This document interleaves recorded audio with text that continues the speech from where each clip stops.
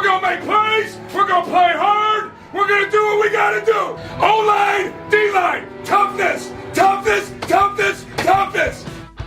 Hey, Buckeye Nation. Welcome to the Buckeye Cast, your only commercial-free Ohio State football podcast. These guys were born and bred in the Buckeye State, and they like to talk Buckeye football and drink bourbon. Subscribe and leave a review wherever you get your podcast. Now, pour a drink and pull up a stool. Here's your host, Joe Warwick.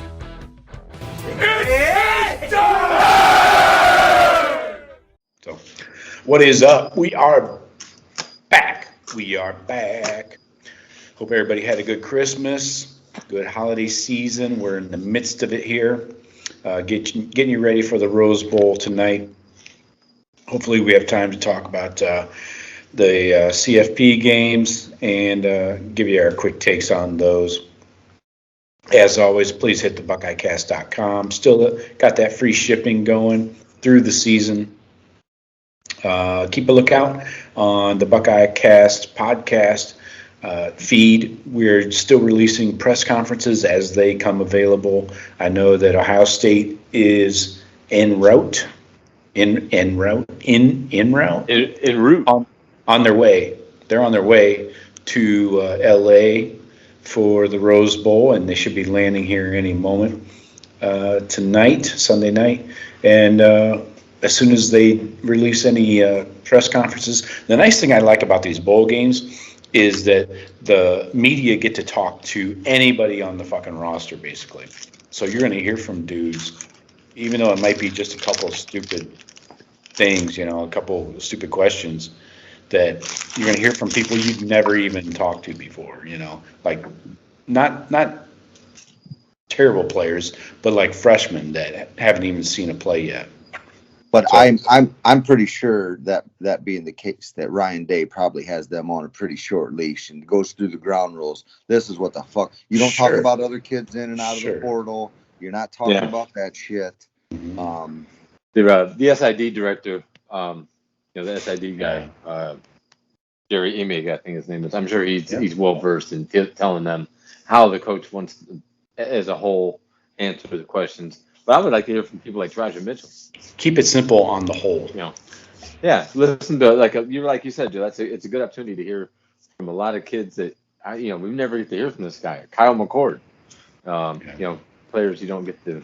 Yeah, some freshmen and guys like that, George Hancock, just whoever they can grab. So I like these press conferences and player interviews that they have this time of year. If they have underperforming seniors, even. Yeah. Right. If they have them, who knows?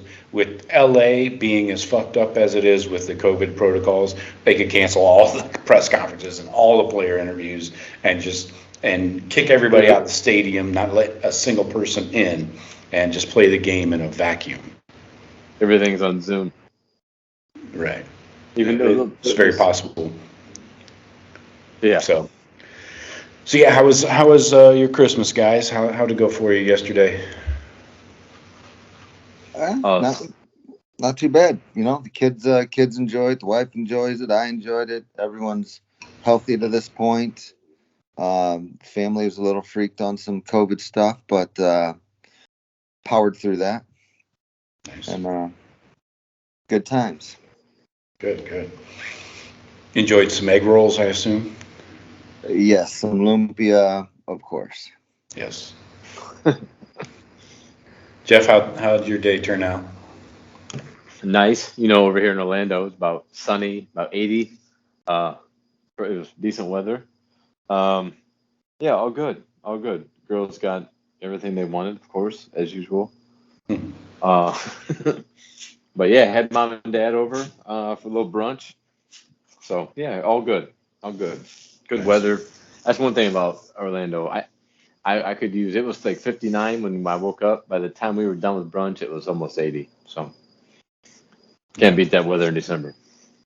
Right. Yeah.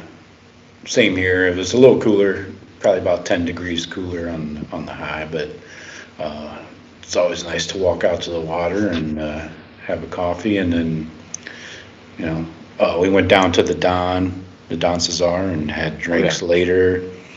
Had a nice couple of drinks. Free Blanton's. I got a free shot and a half of Blanton's. Yeah, because it was the bottom of the of the bottle. They only had this much left, and they had no more in stock. So she's like, "I got to give it to you for free." And I was like, "Oh, do you?" Yeah. Merry Christmas to me, bitch. And then I had some buffalo after that. I was like, I'll just have that. Thank you. Nice little free Blanton's on the way out. There you go. Yeah. Of course, I'd sent you, if we're moving into that part, I'd sent you that picture of that rabbit hole bourbon. Yeah. In the sherry cask, I think, or something like that. Mm. That shit is good. Oh my! Yeah. I really enjoyed that. It might be. I'd like to do a test where I'm lining up 10 of my favorites and blind taste testing that down a row. But that's about as good as anything I've ever had. I think you're gonna fall off the chair by then. Well, I'm not doing a shot of each, just a little sippy. Oh, a little sippy. Okay. Give me a sippy cut of each. Yeah. I've seen it. I've heard people have bought it. I just I never tried it myself. So I don't know. I'm kind of, I don't like the super sweet ones like Angels and shit like that. It's like, I tried that. I tried one of the Angels that was aged in a sherry cask. Right. I couldn't stand that one. Okay. This one didn't taste nothing like that. This is about the smoothest stuff I've ever had. Interesting. Have you ever had the Jefferson's Reserve? It's aged in rum barrels. I have not. I've had regular Jefferson's. I think it's called Ocean. Oh, I've seen that, but I've never had it. Okay. I haven't tried that either. I was looking at, I had a bottle of that this weekend I was looking at. Yeah. Jefferson's is great, Jeff. You probably saw it at ABC. Yeah. Yeah, it's like a $30 bottle. I would recommend that one, definitely. That aged at sea is about a $70 bottle, though, isn't it? I don't know if it's that much, but it's definitely more, than the regular shit, for sure. So, yeah, I got a restock of some Eagle, which was imperative. I was completely out, and some Sazerac rye, big time Sazerac rye, made by Buffalo Trace guy. So, and then I got a bunch of chocolate that is laced with bourbon and scotch or whatever. So, rye guy. I used to work with a dude. I used to call him. I used to say that shit to him.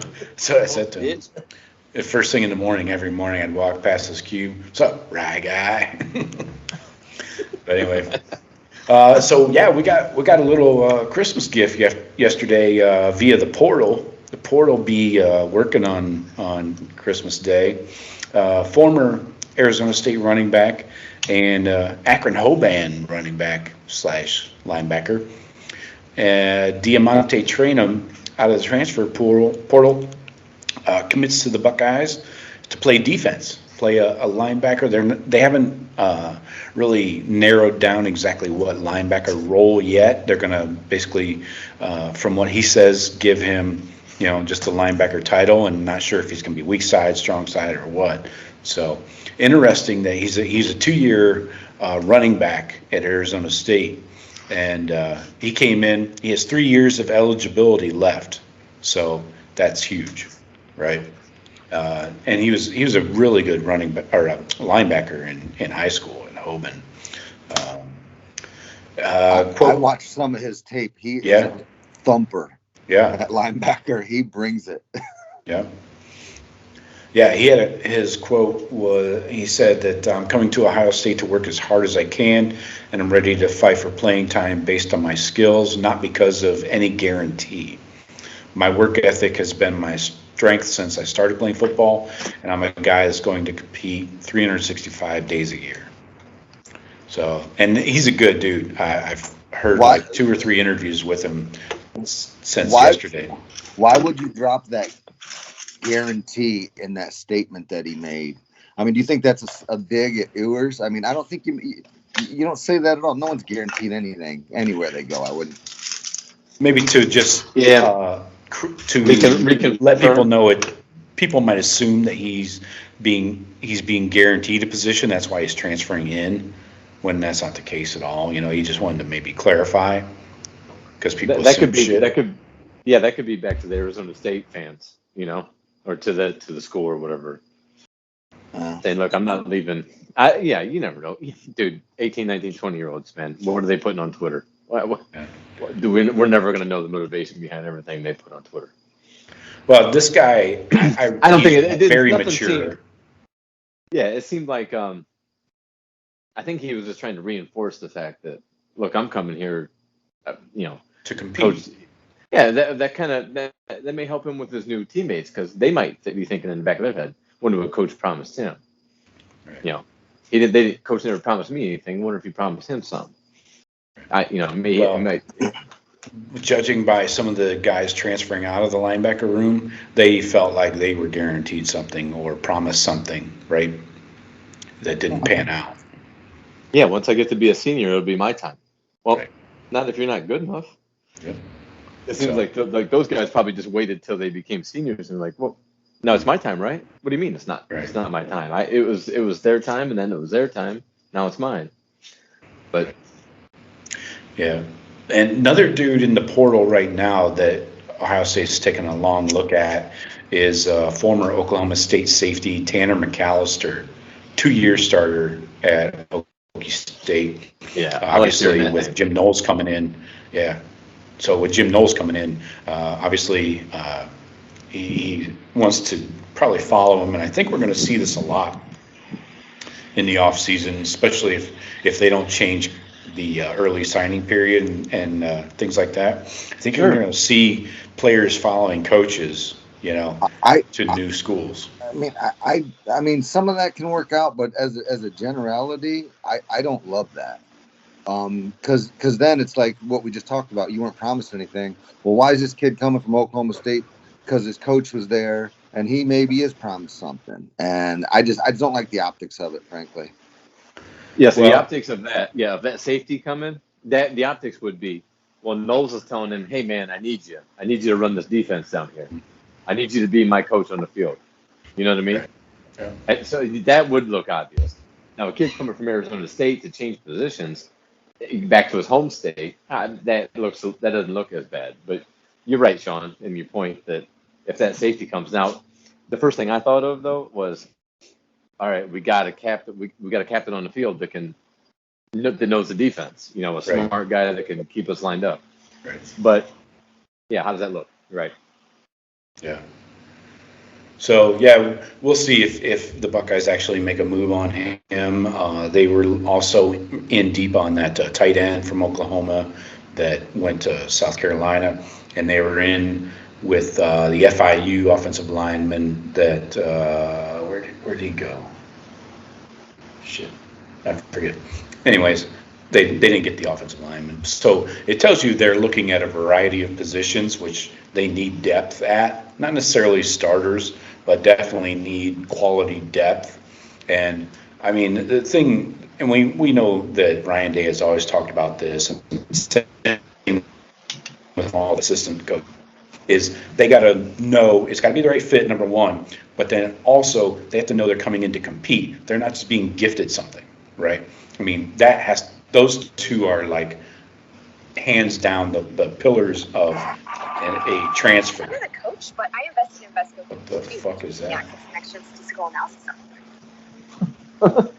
That's ESPN. That's my ESPN. Sorry about that, boys. All right, no problem. That woman sounded like a real bitch.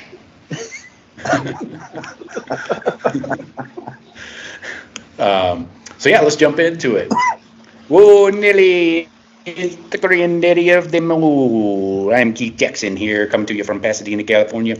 No, Rose Bowl, 5 p.m. on ESPN. If you're in the area, tickets are still going for $78. $78 for a Rose Bowl. Insane. If you're not in the area, it only take you $1,500 to get there. Right. And a negative COVID test. And you're going to have to wear a mask in an open air stadium for 5 hours. They have to wear masks in that stadium?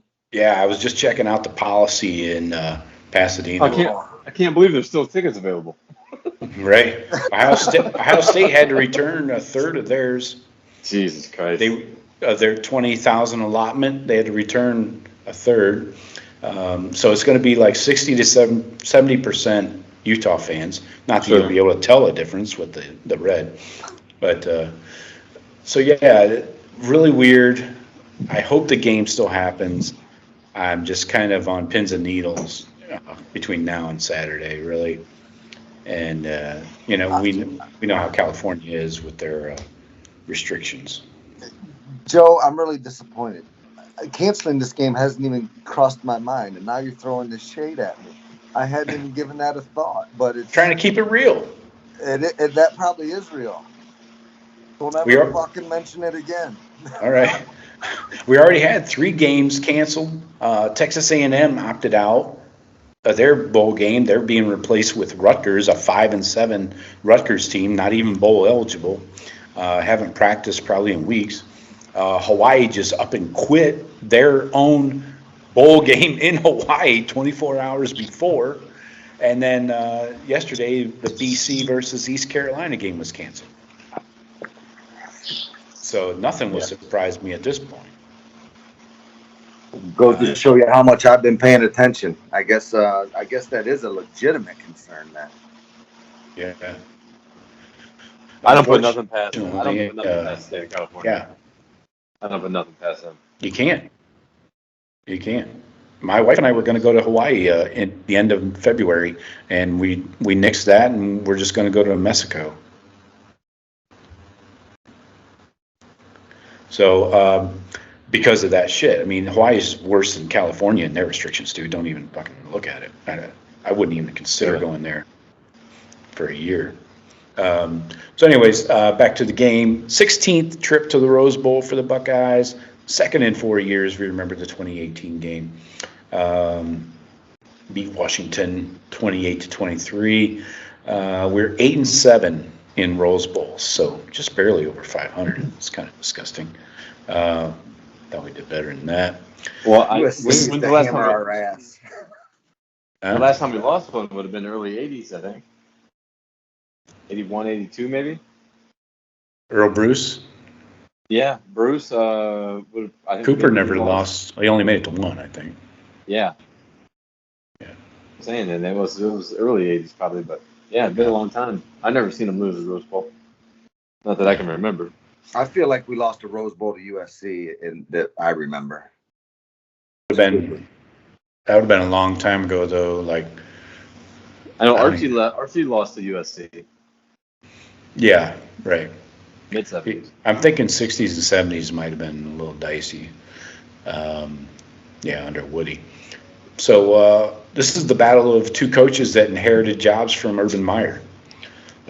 Kyle Whittingham in 2004 inherited the job, or passed over the whistle, much like he did to Ryan Day a couple years ago. And these guys are legit. This is a team I really respect. I did a deep dive, so maybe you guys should be interviewing me as the resident Utah expert. They joined the Pac-12 just 10 years ago, and they're already, in big bowl games. 2008, they were in the Sugar Bowl. A lot of weirdness around this program in the last. Right. Yes, exactly. Yeah, that was early in Saban's, Alabama tenure. Right. So weird shit around this program, though. In the last year, they've had 2 players die by gunshots. One guy, Ty Jordan, accidentally killed himself on Christmas Day or Christmas Eve, cleaning a gun. Then a few months later, another player, Aaron Lowe, was killed at a party, shot and killed at supposedly a players-only party, kind of thing. Really weird, sad, because one of the players, I think Ty Jordan, shared a birthday with the head coach, and so strange, but they powered through it, and they're 10-3 this year, Pac-12 champs. They crushed Oregon twice in 3 weeks. and including the championship game. And they were only given an 8.5 season total wins by Vegas. So these guys have overcome a lot on and off the field, and I respect their game. I did watch multiple condensed games the last few days, and these guys are legit. They can be had. They're not. They don't have like our quality depth of an Ohio State, but they are legit. They'll put up a fight, physical on both lines of scrimmage up front. They're going to beat the piss out of you. They're going to run the fuck out of the ball, throw it to the tight ends. I mean, this is shades of Michigan, shades of Oregon. They don't ask too much out of their quarterback, but and he's mobile enough to make plays when he has to. Not a super athlete or anything like that. It doesn't have a crazy rocket arm or anything, but he can make the throws he needs to. So this is a ball game. I mean, this is a respectable opponent. This is about as good a matchup for Utah as they could want. I mean, this is the type of team that can give Ohio State problems. Right. Yeah, and as we watched this year with physical teams, I mean, they lost to BYU, San Diego State, and Oregon State, which I can't explain. I don't know how you lose to those three teams. They did switch quarterbacks after week 2. They brought in Cam Rising in the middle of week 2, and then he started week 3 and started throughout the season. They run a lot of 13 personnel, so you got 3 tight ends, 1 or 2 receivers, and a running back. They run that formation more than anybody in college football. Anybody. And they're good for 35 points a game out of that formation, which is kind of scary. I mean, I'm sure our nickel package will be ready for it. Well, we lost Craig Young, so scratch him. Yeah, so these guys they do a respectable job. They're ranked nationally in yards per game running. They're number 11 in yards per game. They'll run it close to 40 times a game and a 6.2 yards per play clip. These guys are legit, and it's going to be in between the hashes kind of football. When they do throw the ball to the tight ends, they got a couple of guys. These guys' names are awesome. But first off, we've got like a hybrid tight end, Brent Keithy, that's his name. It's spelled weird.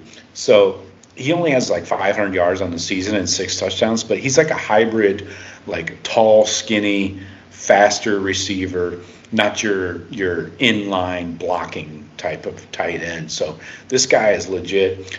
He's a playmaker, gets first downs. They don't throw it more than 10 to 15 yards downfield. They'll occasionally stretch it with the little guy at receiver, junior Britton Covey. He's like 5'8", 170. But he'll stretch the field, and their quarterback doesn't have the arm to really be accurate downfield. So they just do it just for show. And like I mentioned, Cam Rising, he's a sophomore, 6'2", 220 out of California. Check out this guy's resume, though. He was committed to Oklahoma, then flipped to Texas, was at Texas for 1 year, and then transferred to Utah. So this guy's a legit Division I, Power 5 quarterback, He's thrown for 2,300 yards, 18 touchdowns, 5 picks. And like I said, that's only in 9 games. So he'll run the ball. He's got over 400 yards rushing, 5 touchdowns. And he's going to get it done. But the stud on their offense is sophomore running back Tavion Thomas. Now, you might be asking yourself, where have I heard that name Tavion Thomas before? Well, friends, he was at Cincinnati for 2 years. He transferred from Cincinnati under Luke Fickell. He's from Dayton, 6'2", 220. He's got over 1,000 yards and 20 touchdowns this year. Whew. Yeah, this kid's a real deal. He's going to pop off the screen when they fire him up. So keep him in mind at running back. And like I was saying about the tight ends, these guys have the all-name team. So the other tight ends, when they line up in their 3 tight end sets, Dalton Kincaid.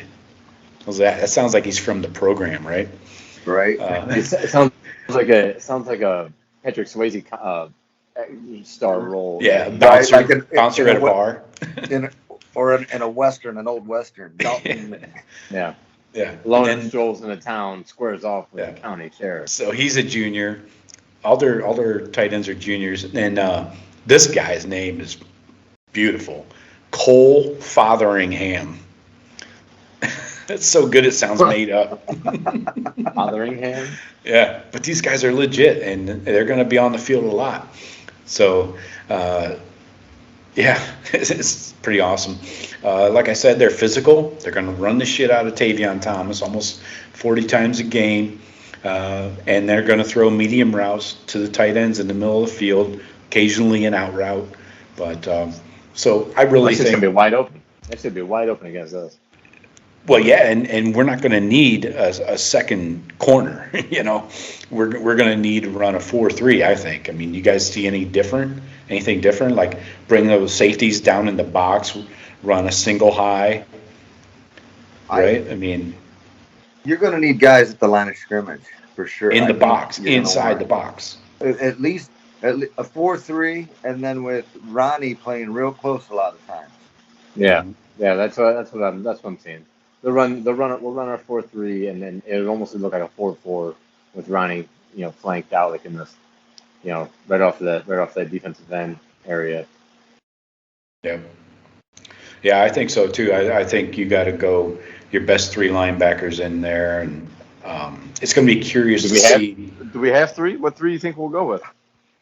I think EA has to play, and I didn't just say that because it rhymes. I think you got to go Eichenberg in the middle, and you got to go EA, probably weak strong side, and then weak side you got to go with Steele probably. What about what's his name? I can't think of his name. Well, you think Simon? You think if Simon's healthy, even that he'll be sitting behind? Yeah, that's Simon. I don't know, man. Because I don't know how healthy Simon's been all year. Right. Maybe we don't really know what to think of him. Well, he played 49 snaps against Michigan. Not saying that was good. Maybe 12 good ones. I mean, so what is that? That doesn't tell us anything. He played a lot. Well, maybe because him being injured still isn't better than what else we had. But let's compare it to Eichenberg. So we're talking middle linebacker then. So Eichenberg played 18 against Michigan. So I don't know. Do you think we go that route though, or do you think we are approaching this game? You want to win it, but you know what? You got some other players in that room too. That's like, hey, let's take a nice look at Reid Carrico. Let's see, some of these other kids. And I'm not saying that he'd start, but I'm saying these guys maybe get in and maybe I'll see a little bit of playing time. I'm fine with that, sure. I'm just looking at the depth chart at linebacker, and it's pretty damn thin. I mean, Carrico does have one more game he can play without burning his red shirt, so that's a good thing. He's played in only 3 games this year. Taraja, what's the status of him? I mean, I would definitely. Can he come back again? Does he get a? Yeah, he could. He won't. Is there something going on with him? I mean, I expect. We have no idea. No information is needed to give. It's state secrets, So they're not gonna. We have no idea what's wrong with Taraja. Like, I would love to ask Taraja Mitchell at the bowl media day. Hey, man, you healthy? I would say he probably is. I'd say he probably is. I think he's just been circumvented by better quality. I mean, well, that's what we all think, but get some confirmation on that. Who? Cody Simon. How healthy are you, man? Because you have this shoulder harness on all season, and you miss a lot of plays. So, what's the deal? Right.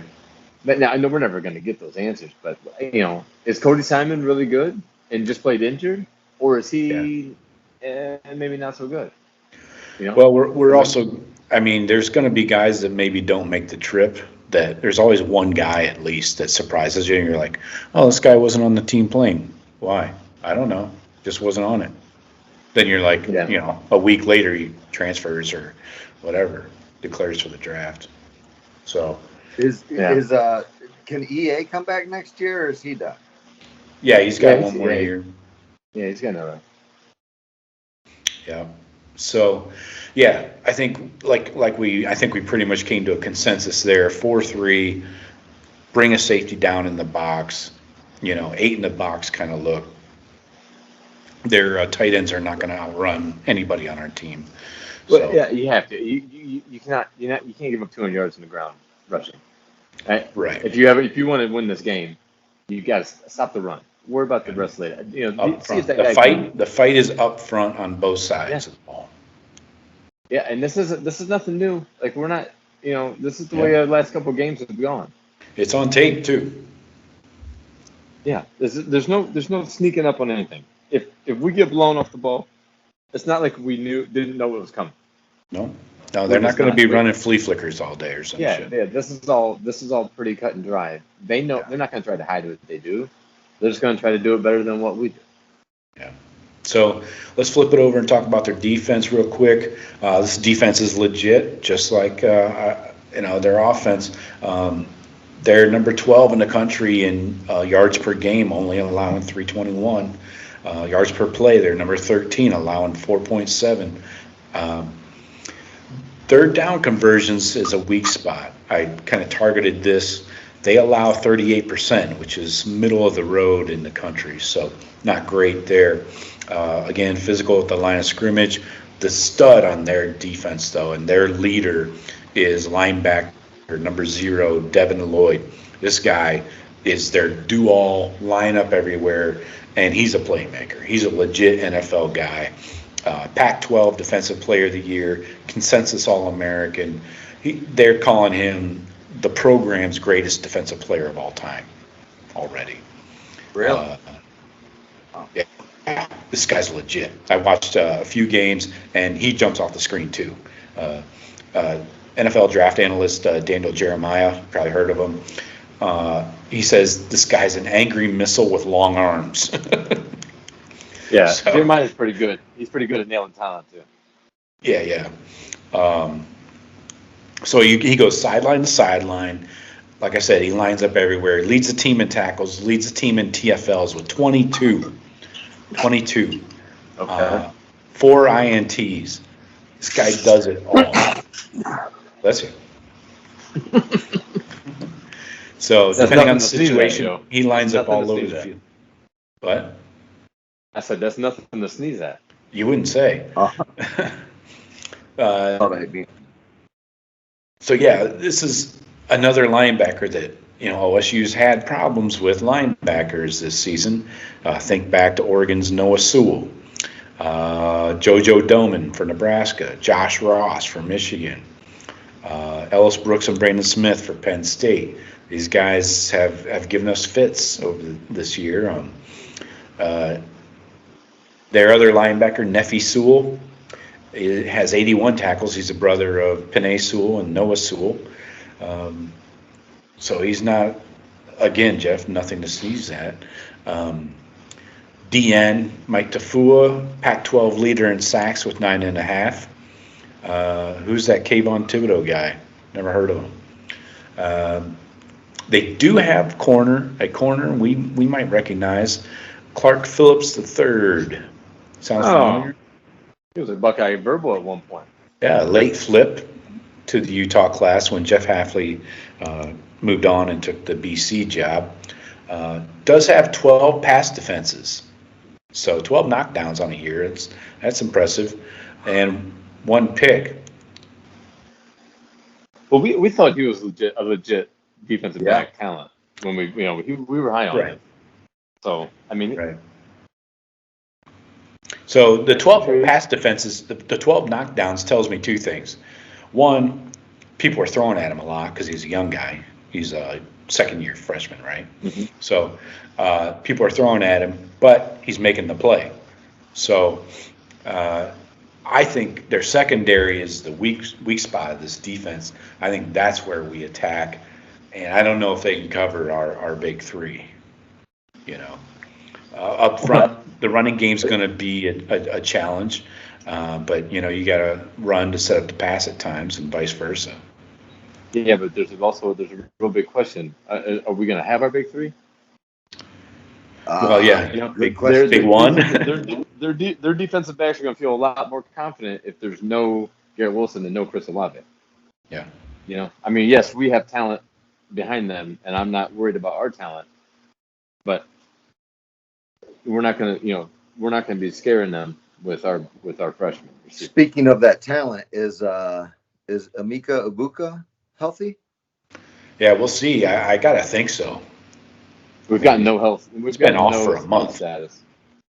I'm sure that will be one of the first questions Day gets, assuming that they let him talk to the media when they land. That and hey, are your starting receivers going to play, Coach? I mean, we don't know. Yeah. Well, let's go ahead and assume one is out, like Wilson. Olave, I would call 50-50 at this point. And so we're going to see at least Fleming, maybe Emeka. I don't know if we'll see a lot of Harrison, but we're going to. Think so? It depends on how many starters are out, but you still got Jake Ballard. I mean, Jake Ballard. Fuck. I like having him back there blocking. Jaden Ballard. It's way too close of a name. Like Egbuka, Harrison, Fleming. So, yeah, it'll be interesting to see, if Olave, I think Olave is really the key. If he does play, it'll really help out the Buckeye offense attacking that secondary. I think there's a legit shot. I just think that, Olave going out to play on the West Coast, he can buy tickets for his whole high school and have them show up. I don't know. He doesn't get to play out there much, and it's going to be the last game of his career. Yep. I agree. But it hasn't been announced yet. I mean, well, he's still mulling it over, obviously. I'm sure the team knows. Are we practicing? I mean, we've been practicing. You're either playing or don't take all the first team reps if you're not fucking playing, man. Right. I think, they probably kept it under wraps. So. I would imagine that the coaches know by now. I mean, Ryan Day is not still waiting like we are, like not having a clue. I'm sure of that. Right. They can't. They got to say, look, you got to tell us if you're fucking playing or not. We got to, Yeah, you so got to get young guys ready. Yeah, because the team could very well know, and then they're just not gonna they're gonna let the player make the announcement. But I don't know. I guess if we haven't gotten news that those guys are already out of practice, I would there's still hope that they play. I hope they play so they can go out winners, and help maybe win and not just fold it up. And I understand why they leave or don't play because of draft status and injury and shit. But which is fine if that's what they choose. But I'd have a hard time going out losing to Michigan. That's my last fucking game. Yeah, and I think that part of that is bringing Olave back. I've never been looking at millions of dollars in 3 months either. Yeah. So I get it if they make that decision. That leads me into just let everybody know. Let us know. I mean, they might not want to, but they might not want Utah to know. I mean, the coaches might say, "Hey, keep it under wraps." If you're not playing, don't let Utah know you're not playing, or whatever. I don't know. Right, exactly, and that leads us into the motivation for the entire team, and which worries me a lot. I'm really worried about this. I mean, in this college football playoff era that we're in. It's a letdown, not just for the fans. I imagine how the players feel, to not be playing for something meaningful. You're playing an exhibition game. I mean, exactly. Yeah. So, and that's what's scary is because I think a team like Utah, they don't get in big games against Ohio State. I think they will be motivated. And the way that they play, that run the ball down your throat, it's hard to commit to stopping that in an exhibition game, man. It's like, Sure. People got to make business decisions. That's why I think that's right. I think that's why you see a lot of the younger guys kind of show out in these games, because they're like, hey, senior whatever doesn't want to commit to stopping this run, 45 times in a game. Yeah. And one of these young kids will be like, I don't know. It's a place for them to shine, I think.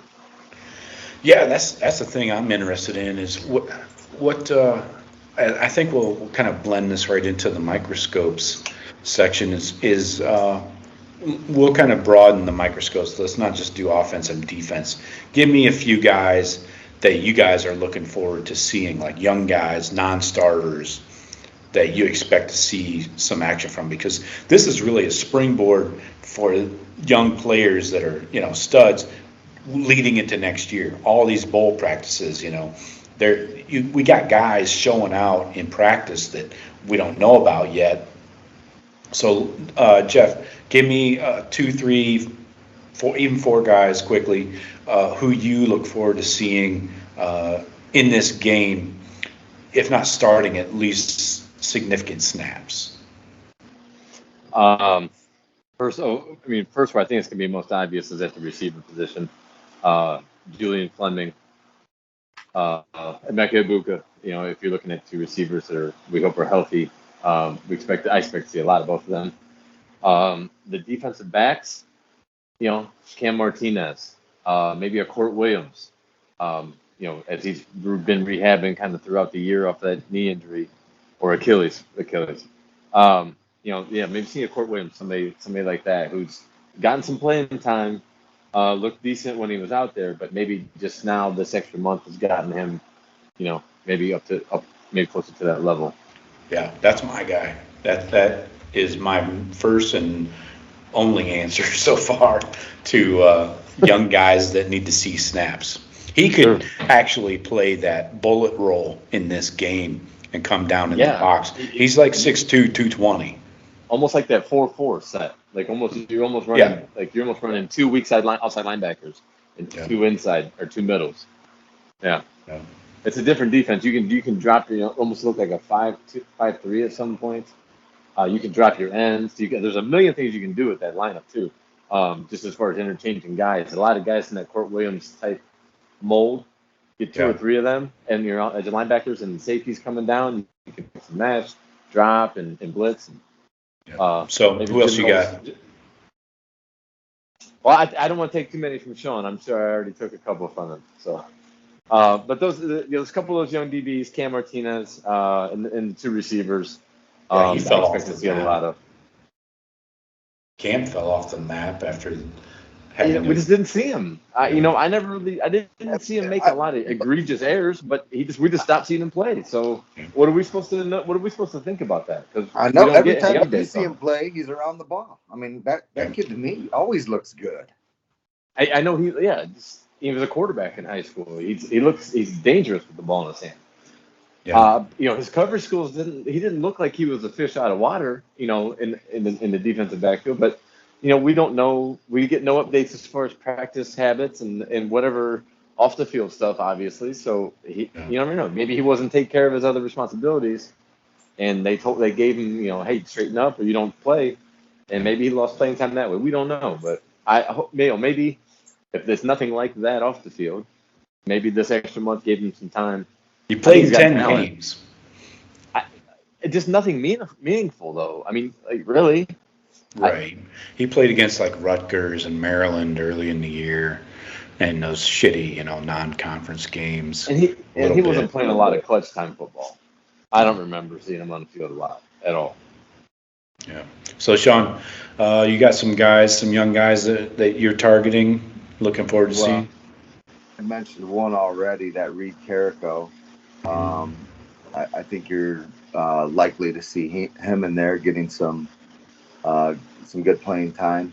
We need to see something out of some of these young guys. That room's a little thin. I'm kind of with you. I think Paleo EA, he is I don't think he's going to lay down for this game. He's a new member. He's still trying to cement his role on Ohio State, and I think this might be a game where he asserts himself and becomes, basically he's going to be our starting guy next year.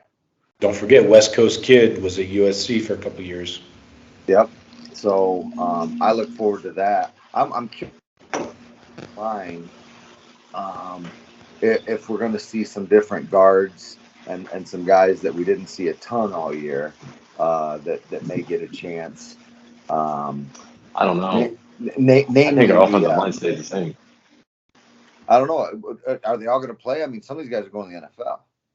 I don't know if they've declared or not, but NPF and Mumford really are the only two we're thinking of. I think NPF's definitely gone. Mumford has to go. So I whether they'll opt out, I'd be surprised. I think you're going to see some Donovan Jackson. Yeah. Oh yeah, I hope so. I hope so. We need to get him playing. We don't want him thinking about leaving, going somewhere else because he might get aggravated. No, get him on the field. Donovan Jackson's going to be all Big Ten lineman. Mm-hmm. And my deep sleeper, unless he's hurt and I don't know about it. Deep sleeper maybe from the IR. Guy Scott Jr. Could he come out and have a game? Oh, okay. I like that. Tight end, Ruckert's a senior. He's gone. Is he going to play? I mean, Ruckert doesn't have anything to gain from this game. And they know they don't use a tight end anyways. Ruckert is committed to the Senior Bowl, so is Haskell Garrett. I don't know if that means anything or not, but they're both committed to playing that. Tyreek Smith is as well. Then they probably not to say that I think they won't play because of that. I don't know if that factors in. To me, that means they're more likely to play because they're like, I'm going to stay in football shape and keep going to practice and not sit around for a month and a half until a bowl game. Yeah. I mean, it's the NFL coaches that do the north-south, the game. So the coaching staff want to see players play. GMs might be looking at players right now and be like, I hope this kid sits out the Rose Bowl. I don't want him to tweak a hamstring because we will need to get him late in first. Coaching staff entered talking to the players. They want to see kids play the bowl games. I think. I think they look. I do think you're also going to see some really hard running out of the backup running backs, because Travion's going to get his. I feel, his carries, 10 to 15, and then Mayan or is T going to be healthy for this game? I don't know. Evan Pryor, any of these guys, because I think they're looking. Some of them are certainly looking for transfer portal coming up in the near future, I'm sure. And they got to get some value, some equity, build up something. Hey, this guy looked good against Utah in the bowl game. Yeah. Yeah, I think, I'm going to say, I'm looking at the snap counts for everybody, and I see Pryor has played in only 4 games, so I bet you they use a red shirt on him. I would be shocked if he even dresses. At this point, why would you? Why would you at this point? And I assume Teague will be able to play. We haven't heard anything about him transferring or trying the NFL. Crowley's got the injury, remember, the ACL? He's out for the year. Yep. So it's basically Travion, Mayan, and Master. That's it. Boy. A little thin, right? It is a little thin. A little thin in the skin. But outside of an injury in the Rose Bowl, we're not going to use more than 3 of them. Mm-hmm. Right. And really, we're so thin. And if Master T getting 100%, I swear him and Mayan go back and forth on who's dinged up. Right. I bet you Evan does dress. If he's our fourth, as a fourth running back, I bet he dresses with no intention of playing unless there's an emergency. Breaking in case of emergency, break glass. Right. Yeah. Don't give him his helmet. Don't give him his helmet just in case shit happens. Yeah. I'm wondering if Zach is coming back because if him or Tyreek opt out, which is very possible of this game, I think Jack Sawyer gets a start at DN. I would think JTT would before Sawyer. He took over playing time. I think he played at the end of the season. I thought he was playing a I lot bet you more wonder. than Sawyer. You wonder if who opts out? Zach or Tyreek? Tyreek or Harrison. It's I tough think to prove something. I think already he needs 2 to go weeks out in. there and We're prove 2 his weeks in on draft practice, stock. and we don't know yet. I mean, Well, we don't know. That's a big difference. We're not inside the bunker. right.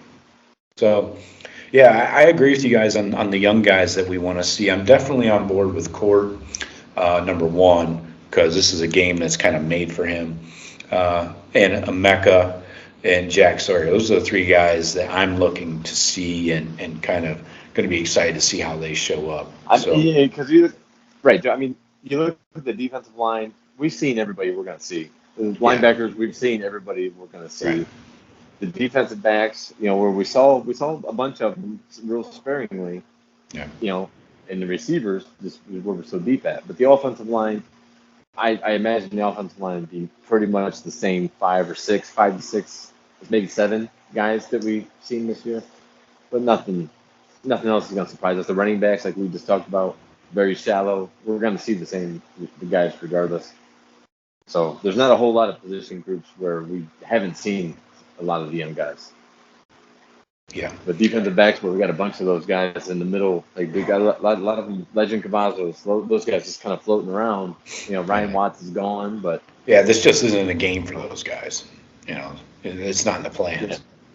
So let's get to our score Okay, predictions. yeah. Buckeyes still favored by 6.5. Over under is 65.5. Let's start with you, Jeff. How do you see this game going? Ooh, this game worries me a lot because we don't know what the give a damn level is. It seems like it's gonna be super huge from Utah, huge home crowd, following, huge following, a lot of hype, biggest game of their program's history. Right. Worries me. I say 27-24 Utah. Ooh. The upset. I don't know what I have no idea. Since we don't know anything about the team right now. All we can go by is what we've seen from them, and I didn't like what I saw last time I saw them play. I didn't like not just the performance, but I didn't like anything about what I saw. Mm-hmm. Utah's gonna be ready. Incoming news. The Ohio State football team has arrived in Los Angeles. They immediately turned the airplane around and went back to Columbus. Just kidding. So team has arrived officially. Mark Pantoni just tweeted out a gif of LL Cool J going back to Cali, styling, profiling. Tweet me a picture of fucking Garrett Wilson, Zach Harrison. Yeah. That's what I want. Other notes that just popped up in my feed, the Canes have backed out of their bowl game. Didn't know they were actually in one. So the Sun Bowl. Yeah, so Canes have COVID issues as well. So shocker, I can't believe a team from Miami has a disease floating around its facility. Miami, the city has a COVID cloud over it. So, Henry, what do you got for your score with the Buckeyes favored by 6.5? Well, much like Jeff, I think it's going to be a tough game, tough crowd, big game for Utah. We don't know who's going to be sitting or not in our game.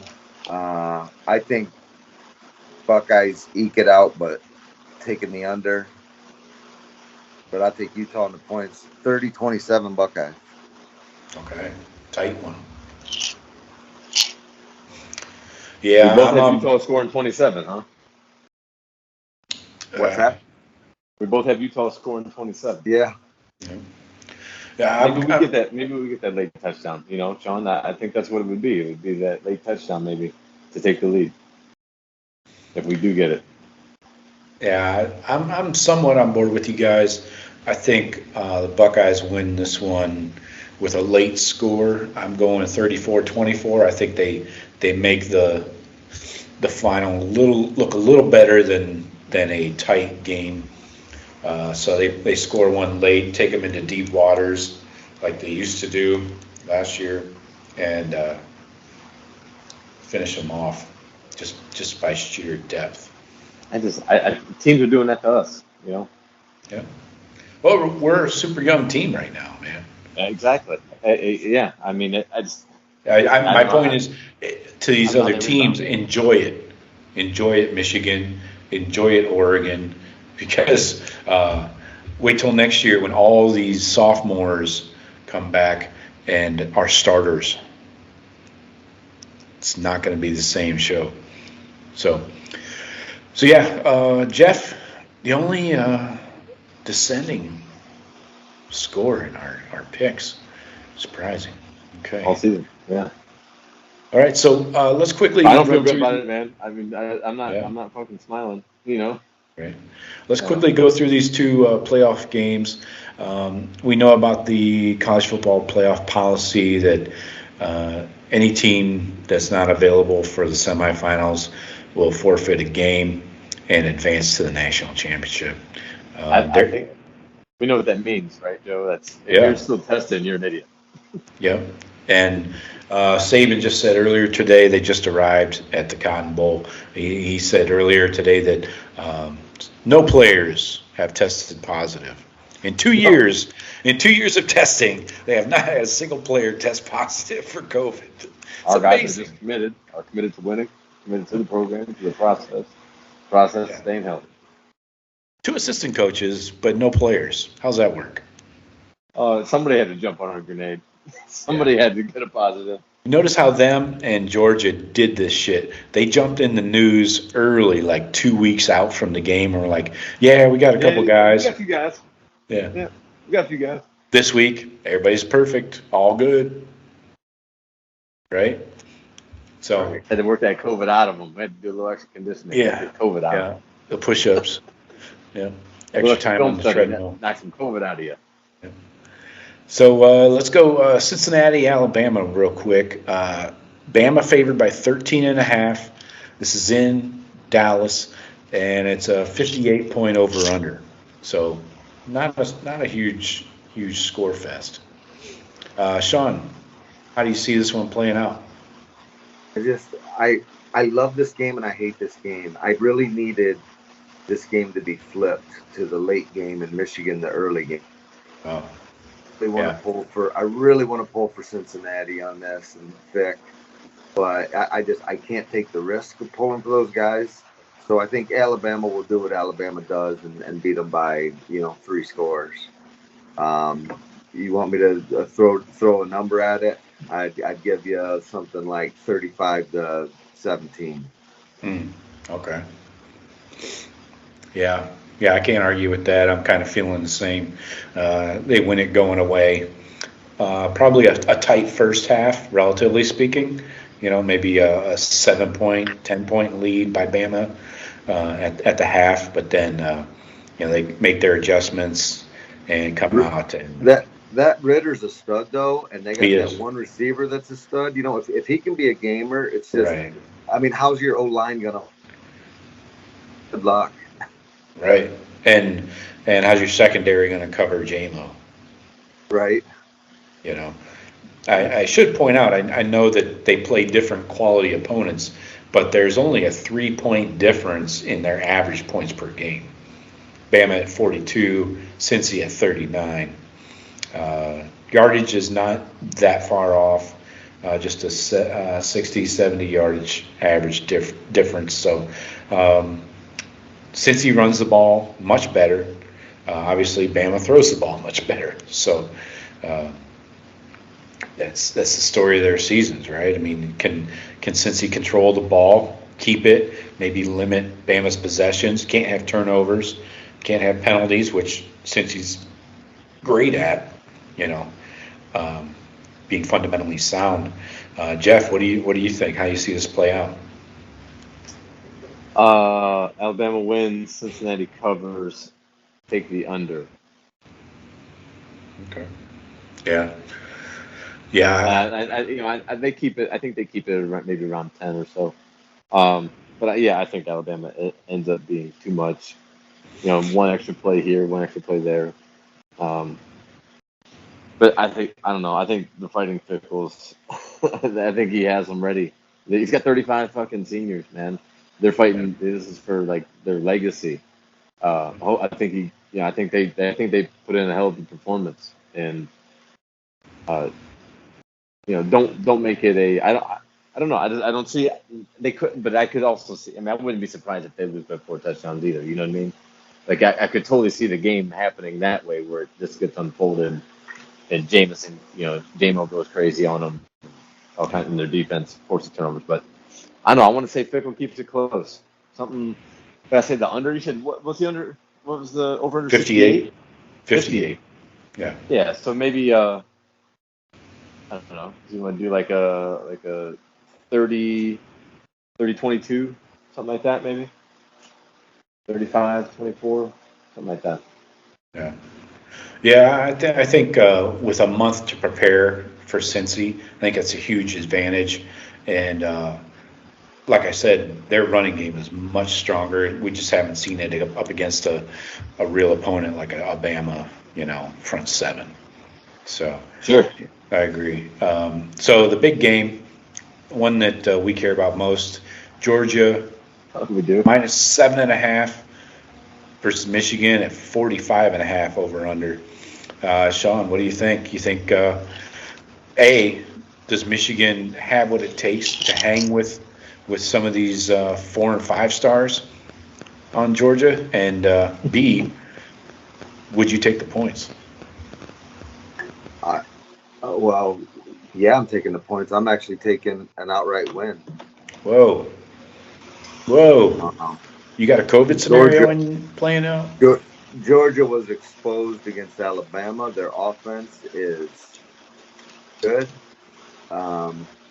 Their defense is good, but you know what? Michigan's defense is good too, and I think Michigan's got an advantage on offense. If Michigan can go up by 2 scores, it's game over. Georgia ain't coming back, I don't think. So I got it a low-scoring affair, and like 2017, Michigan. Wow. Okay. Have you been hypnotized or maybe brainwashed by your locals? I don't know. Like I said, the last time I saw Michigan play, they beat Iowa. But the time I really watched them play, they kicked our ass up one side of the field and down the other. And I don't remember that. You sure? And the last time I watched Georgia play, same thing happened to them against Alabama. So I like Michigan in this game. Okay. That back four for Georgia isn't that good either. Michigan's not gonna run on Georgia like they did us. So that quarterback's gonna have to make some plays, but there are plays to be made against that secondary. Right. Yeah, I agree 100%. That's why I was hoping that we would get in the playoff against Georgia. I wanted them. Yeah. So, and same with Bama. I'll take a crack at their fucking O-line. They're pretty fucking weak. They can't run the ball for shit. But anyway. Bama cannot run the ball like ever in the last decade of Nick Saban. Right. And their running backs, although they may be 4 and 5 stars, they don't play like it. So, Jeff, what do you think? How you see this Michigan-Georgia game playing out? Really a low over-under at 45.5. I'm surprised the spread is even 7.5, honestly. That is low. That is a low number. So you're looking at 45.5. You're looking like a 22-23 game. Michigan can win. They can beat Georgia. They can. And not knowing any health, not knowing any injury or any type of kids sitting out or anything like that, which you wouldn't think so in the playoff. That you shouldn't have any of that. Everybody's pretty much to be in. Yeah, nobody's sitting out. No, I mean, but I don't know any injury concerns or COVID or ever heard anything like that. So I might go Georgia by a field goal. say 24-21, Georgia. Ooh. Okay. Yeah, I agree with you guys. But it's going to be tight. Michigan by a field goal. Either, Mhm. I think Michigan covers the points, but yeah, I don't know. I think Georgia's the better team. Yeah. Yeah, I'm similar to your score, Jeff. A 24-21, maybe a 27-20, one score win for Georgia. I think Michigan, though they're a very veteran and older team, and they're physical. Right. I don't think McNamara is the guy that's going to win the game for you. I know their running game's fine. Hassan Haskins and the O-line are strong. I watched Georgia play, and they move the ball on the ground easily, and that what's his name, Stetson Bennett, keeps him out of trouble. He doesn't make stupid mistakes. I think Michigan, if they bring in J.J. McCarthy, I think that's a huge mistake because he's prone to turn it over, especially in big games. So I think Georgia can keep everything in front of them. You're not going to have big plays like we saw against the Buckeyes. The one advantage I would give Georgia is the timing of this. Michigan to me they just won the Big Ten championship, and you're riding that high. You guys are peaking right now. Well, now you've sat around for 3 weeks, and that energy, that week to week grind. Where conversely, last time Georgia played, Bama kicked their ass, and they're probably pissed off about it, and they've been stewing the whole time and just waiting. Yeah. Yeah. So, you can see either of those playing out, but we never know what these kids are dealing with all the other shit going on, traveling. A lot of them probably couldn't go home for the holidays or whatever, or dealing with COVID lock-in bullshit. You never know how that stuff reacts to kids wanting to, got a million things on their mind, and then they're going across country to play in this football game. You never know. Yeah. Yeah. So, all right, great show, boys. Let's get a dub. We got to finish the season with a fucking win. We got to win this Rose Bowl. And let's see some of these young players. If there's any reason to watch, if you needed any other motivation, look for the young players, man. Look to see who's getting the start at receiver, linebacker, who's getting, two deep reps, at some of these other positions. So it's like the start on spring practice right here.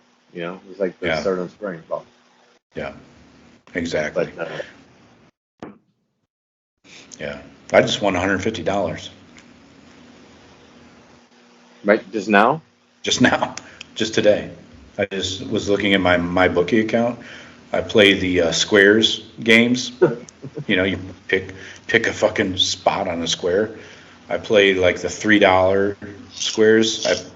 I played 2 in the Tampa and Carolina game. I won $100, and I played 2 in the Steelers Chiefs game, and I won $50. It's a good day. 4. That was rando. Anyway, I'll cut that out.